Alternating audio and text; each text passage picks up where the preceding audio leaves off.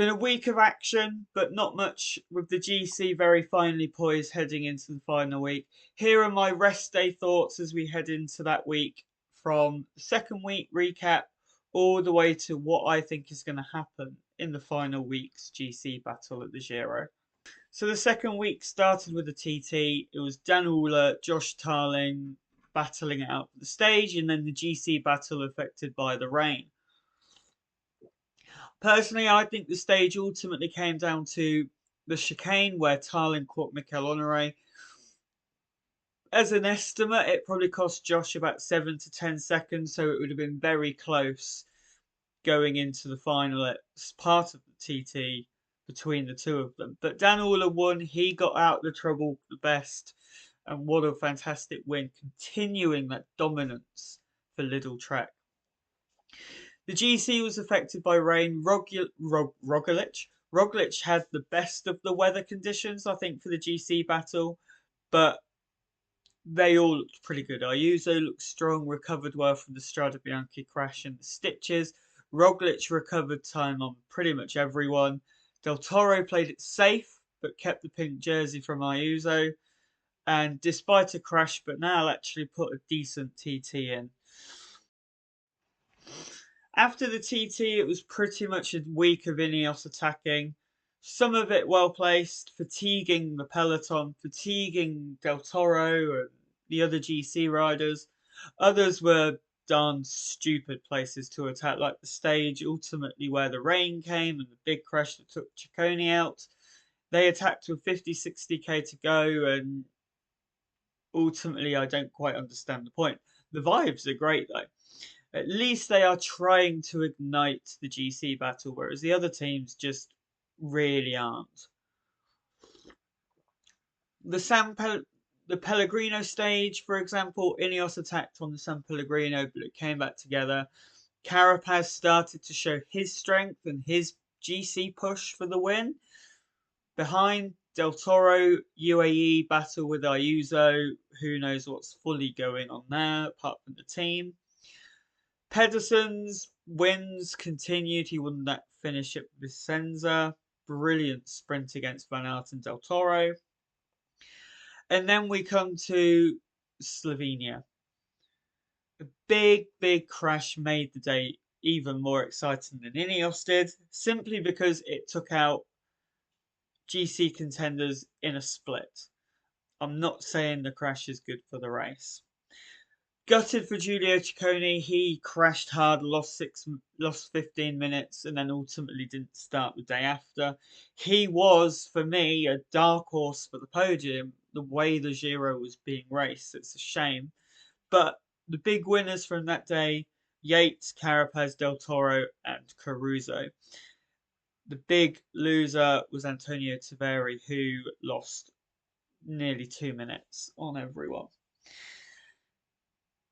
After that, we had the big mountain stage, the Monte Grappa, although the Monte Grappa topped out with 90k to go. And then from the final climb, there was a long, rolly plateau to the finish. UAE were holding station on the Grappa, not pushing hard particularly. Ayuso's mechanical forced Ineos to wait a bit longer.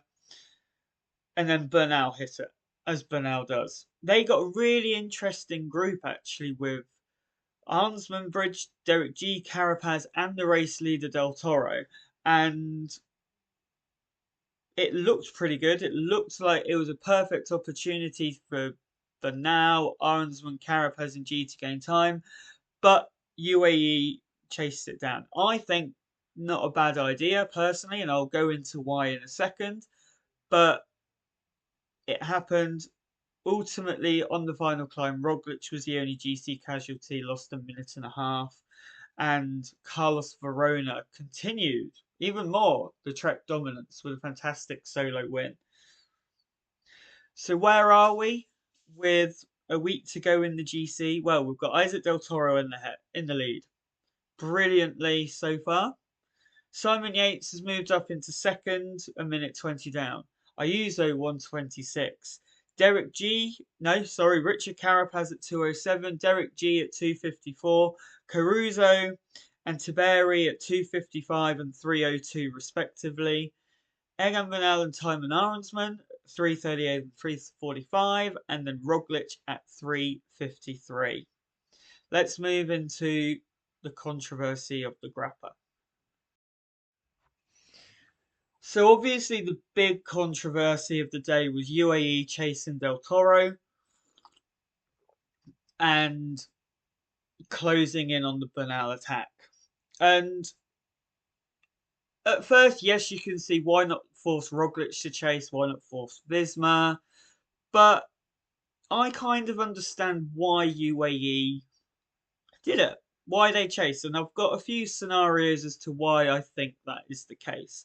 The first one is the one I actually think, is that they already had Yates between Ayuso and Del Toro. They didn't want to add in Bernal, Arensman, Carapaz, and G into that, because otherwise, tactically, if Del Toro was to crack, Ayuso would then need to drop 5 riders and 5-6 riders. So I get it. That's scenario 1, and I think that's the most likely thing. Scenario 2 is that they just fear Bernal. So of course they were going to chase it. Bernal is the one that's putting on the aggression, and you don't want to let him go. You don't want to gain time, because he is one of the Grand Tour winners in the top 10. Scenario 3, also see this a lot, is that they don't fully trust and don't see Isaac Del Toro surviving the final week. He's unproven at GC level in 3 weeks. He's unproven in the hard mountains at the Giro in the final week. There's a lot going against Del Toro. There's also a lot going for him, as in he's constantly the one that is following moves. He looks the strongest rider in the race. But then scenario 4 is that they fear a Yates 2018 style implosion. And if that happened, Ayuso's behind 4 or 5 riders, as I said earlier.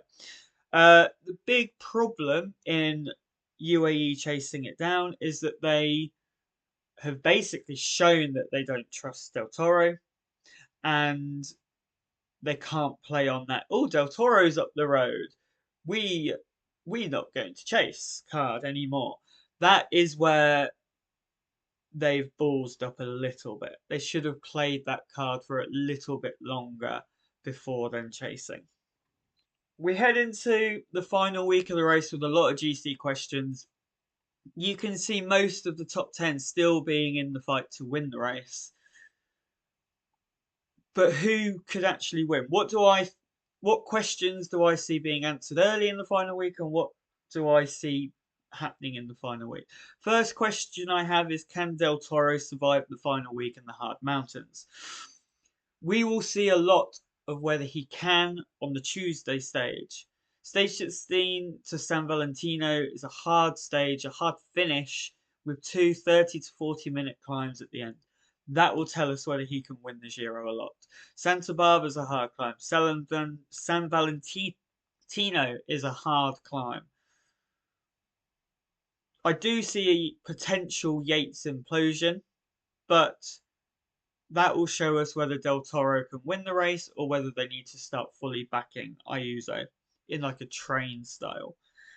The second question is about Ayuso. He's been out of position and needed to make up ground. Is he still injured from the Strada Bianchi crash? Is he just simply not wanting to have those power spikes that Del Toro and Bernal and everyone else is having? Something doesn't seem right, but also something doesn't seem wrong fully. Because when he does get back up, he's fine. Who knows?